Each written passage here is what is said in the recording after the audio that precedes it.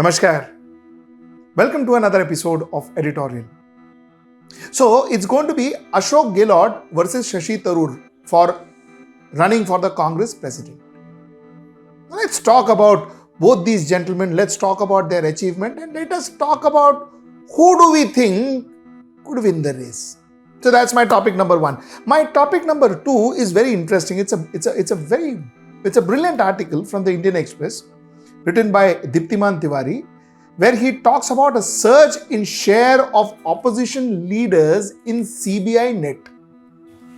Opposition leaders being investigated by the Central Bureau of Investigation. Let's talk about it. Let's get right into the show. So like I said, Ashok Gehlot and Shashi Tharoor are now going to compete for the presidential seat of Congress. Interesting that after 1998, after Sitaram Kesari, this is the first time a non-Gandhi could possibly be the president of Congress. Okay, actually to give you some details, 1985 to 1991 was Rajiv Gandhi. Before that was Indira Gandhi. 1985 to 1991 was Rajiv Gandhi. 1992 to 1994 was P.V. Narasimha Rao, and 1995 to 1998, in fact 1996 was Sitaram Kesari. So this is how it went. Now, interesting. Let us talk about these two people.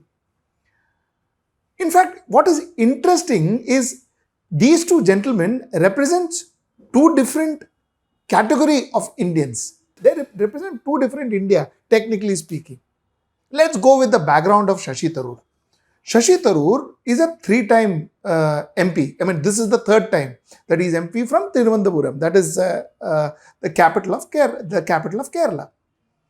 And, fantastic track record. Was born in London 1956. Got educated in London, United States and India. Did his PhD in 1978. So, fabulously educated, well educated. Came from a very well-to-do family. Has globe-trotted, was the Under Secretary General to Kofi Annan and has worked in the United Nations, was Minister of State for External Affairs, was Minister of State for Human Resources during the UPA. So, somebody who is very well educated, comes from a very affluent family, had a very international upmarket lifestyle and was a Congress member.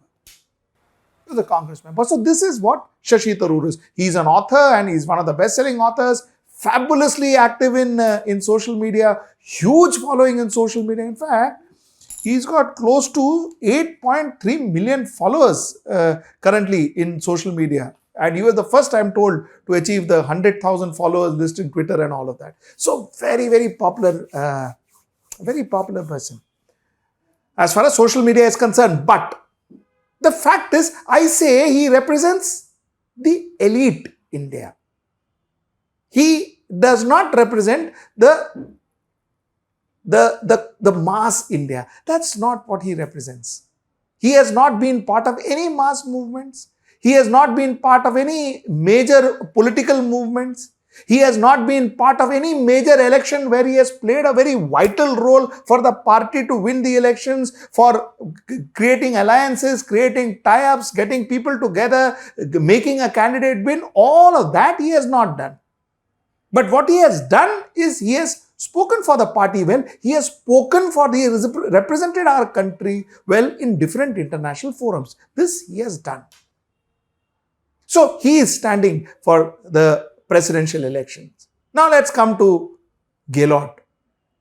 Gehlot was the son of a magician and he himself was a magician. They say that they used to call him Gilly Gilly Gehlot because, he used to be a magician. He used to do magic tricks and he used to show magic tricks to Rahul Gandhi and Priyanka Gandhi when they were kids. Okay, born also in 1951, 3rd May 1951 in Jodhpur. What a phenomenal politician, astute politicians. He has withstood people trying to break his party, trying to dethrone him from the chief minister. Sachin Pilot tried to pull him down from the chief minister's position in Rajasthan. He withstood against that. He made that entire, he foiled the entire effort, all of that. So a fantastic politician. And if you go to see his track record, my God, his track record is impeccable, because this is the third time he is becoming the Chief Minister of Rajasthan. He has represented Jodhpur parliamentary constituency in the 8th, 10th, 11th, 12th Lok Sabha. So he has been an MP from there. He was elected as MLA from Saradpur, Jodhpur Assembly constituency in 1999. So he has, I can go on and on. His track record is fabulous. He has been the president of Rajasthan NSUI in 1974. He was elected the president of City District Congress Committee, Jodhpur 1979. He became a member of Public Accounts Committee in 1980. He was elected as General Secretary, Rajasthan Pradesh Congress Committee in 1982. He became Union Deputy Minister, Department of Tourism 1982. He was the Union Deputy Minister for the Department of Tourism and Civil Aviation in 1983. He became the Union Deputy Minister for the Department of Sports in 1984. He was the Union Minister for State for Department of Tourism, Civil Aviation in 1984, in 85, 94 and 97. He was elected as the President of Rajasthan Pradesh Congress Committee. He became the Minister, Department of Home in 1989. In 1991, he was the Union Minister for State for Department of Textiles. He was elected as to the Consultative Committee of Communications, Lok Sabha in 1991, and the list goes on. So he has been absolutely into politics, astute politician, and rose from the ground. Gilly Gehlot, son of a magician and a magician himself, who rose to the level of a chief minister of the state, minister in the union cabinet. So a fantastic growth. So this is the two leaders I'm talking about. This is the two India that I'm talking about, representing two Indias, the elite India and the mass India.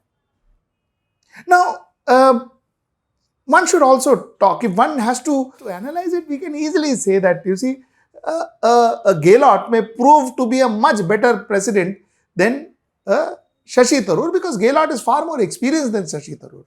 Gehlot is far more, Gehlot knows how to do his politics. Gehlot knows how to run his party. Gehlot knows how to pull strings. Gehlot knows how to defend his chair. Gehlot knows how to pull another person out of his chair. All this Gehlot knows, which possibly Shashi Tharoor, I don't know whether he knows or not, but Shashi Tharoor has never proven it, never got an opportunity to prove it. So this is primarily the difference between Gehlot and Shashi Tharoor. But there is one very interesting difference. The interesting difference is Gehlot, right from when he joined politics, he was as loyal to the Gandhis as he was to Congress. His allegiance was to Congress and to Gandhi. Then it was Indira Gandhi. Then later on became Rajiv Gandhi. Then Sonia Gandhi. Now Rahul Gandhi. His allegiance was very clear. Very clear. Gandhis and Congress. But Shashi Tharoor, incidentally, is very clear about the fact that his allegiance is more to the Congress than to Gandhis. Because Shashi Tharoor, even when he was a Minister of State for Home and all, have made statements which didn't go very well with the Gandhis. So, yeah, Shashi Tharoor had his own point of views about things. So, Shashi Tharoor was a party man, whereas Gehlot was a Gandhi man as much as he was a party man. So, this is the difference. This is what it is. But before we end and before we conclude, we have to understand that finally, what is the job of the Congress president? Job of the Congress president is to get people together. Which means a person who may not have many enemies in Congress, or rather a person who may have more friends than enemies in Congress. There, both Shashi Tharoor and Gehlot almost gets equal marks. Almost get equal marks. The second is to run Congress professionally. There, more marks to Shashi Tharoor, less marks to Gehlot. Because Gehlot is used to that coterie. Gehlot is used to that, Gandhi, the dynastic rule. Gehlot is used to that. Shashi Tharoor, on the other hand, comes from a United Nations background, comes from a professional background. So, management-wise, more marks to Shashi Tharoor. But then the most important thing that one needs to remember is who can fight Narendra Modi? Who can fight the Bharatiya Janata Party juggernaut, which is possibly one of the most important things that the next Congress president should do. Fight Bharatiya Janata Party, win election. There, by the looks of it, and purely by what one sees in front, Gehlot could prove better than a Shashi Tharoor, because Gehlot has seen a lot more on-ground electoral battles and won a lot more on-ground electoral battles than Shashi Tharoor. While Shashi Tharoor could be a fantastic professional, Gehlot is a perfect politician. So my take, Gehlot is the better contender between both Shashi Tharoor and Ashok Gehlot. Let's get into our next topic. You see, law enforcement agencies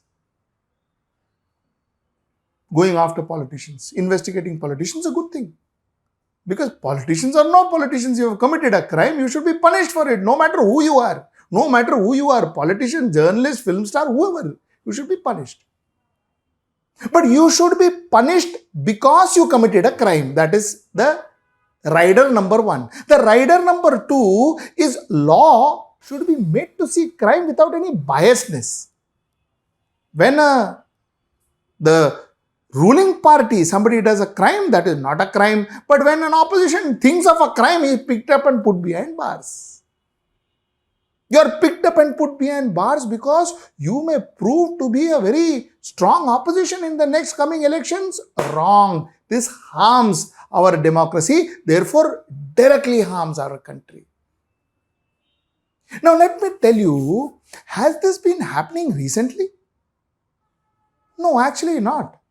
This is not a recent event. This I will not agree that it has just started after 2014. 2014, Narendra Modi comes and everything, all this has, yes, it has taken a larger dimension. It has become much more than what it was before 2014. But using the central agencies against the opposition existed before 2014 also. This is what this article in Indian Express says, and I want to take you through some figures. I'm not going to go into depth because you always can read the article, but I want to take you through some very interesting figures. You see, in UPA's time, okay, that is between 2004 and 2014, there were 72 political leaders under probe. Out of these 72 leaders, 43 leaders were from opposition. 43 leaders are opposition party. Out of 73 political leaders under probe, 43 belong to the opposition and 29 belong to Congress and its allies. ठीक है ना? 43 opposition, 29 Congress and its allies. After NDA 2 happened, which is after Mr. Narendra Modi took over, according to Indian Express and according to Deeptiman Tiwari's article, 124 political leaders are under probe, out of which 118 are from opposition. 118 are from opposition. 6, only 6 from BJP. So that's the story. This is what is worrying. So like I said, it is not that central agencies has not been used. Central agencies has been used before also. But the way it is used now, the scale in which it is used now, that's what's worrying. Let's get some more figures. And all this is thanks to Indian Express articles and thanks to Deeptiman Tiwari's article. During NDA 2, that is Mr. Modi's regime, 30 TMC members are under scrutiny, 26 Congress members are under scrutiny, 10 RJD members are under scrutiny, 10 BJD members are under scrutiny, 6 YSR Congress party members are under scrutiny, 5 BSP members are under scrutiny, 5 TDP members are under scrutiny, 4 AAP members are under scrutiny, 4 Samajwadi Party members are under scrutiny, 4 AIDMK members are under scrutiny, 4 CPM members are under scrutiny, 3 NCP members are under scrutiny, 2 National Conference members are under scrutiny, 2 DMK members are under scrutiny, 1 PDP member is under scrutiny, 1 TRS member is under scrutiny, and 1 independent member is under scrutiny of the Central Bureau of Investigation. Now, if you look at it, if you look at the figures, the same figures between 2004 and 2014, that is when UPA was ruling, 12 BJP members were under scrutiny, 5 BSP members were under scrutiny, 4 TMC members were under scrutiny, 4 independents were under scrutiny, 3 SP was under scrutiny, that is Samajwadi Party was under scrutiny, 3 JDU were under scrutiny, 2 BJD was under scrutiny, 1 LJP was under scrutiny, 1 RLD, 1 MNF, 1 YSRCP, that is YSR Congress Party, 1 AIDMK, 1 PMK, and 1 BSR Congress was under scrutiny. So, like I said, using central forces has been there. Political parties have used it.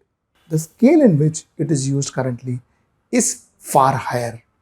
The irony is that central agencies, investigative agencies, enforcement agencies, these agencies were created to protect our democracy.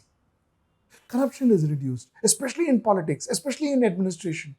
That's why these agencies were formed. That was the reason why these agencies were formed, to protect our democracy. And in these same agencies, if continued like this, will be killing that same democracy that these agencies were supposed to protect.